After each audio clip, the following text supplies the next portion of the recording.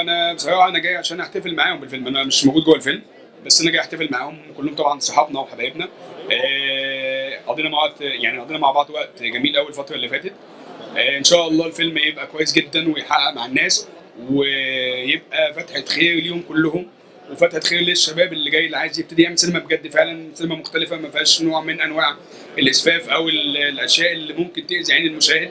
اتمنى ان الفتره الجايه تبقى افلام الشباب منتشره بشكل اكبر، بس الشباب الحقيقي بجد، مش اللي احنا بنقول عليهم شباب، لا هم شباب بجد فعلا بيعملوا حاجه محترمه، حاجه ليها قيمه. وهو ده ان شاء الله اللي اتمنى ان انا اشوفه النهارده في الفيلم، وانا متوقع ان شاء الله ان انا اشوف حاجه كويسه، مش هتبقى حاجه يعني مؤذيه للناس او حاجه كده. وان شاء الله ومبروك الف مبروك ليكم كلكم، ويعني اتمنى ان شاء الله الفتره الجايه مزيد من النجاح والتقدم لينا كلنا ان شاء الله.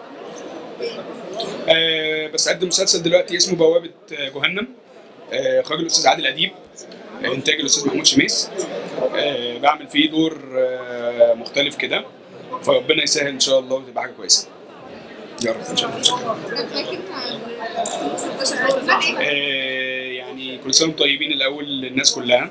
اتمنى ان شاء الله تبقى سنه سعيده علينا ان شاء الله، فيها كلها حاجات خير وحب وسعاده للناس كلها، ما تبقاش في حاجه وحشه تعدي على اي حد خالص، وتبقى كل اللحظات في عمر الناس كلها تبقى حاجه حلوه.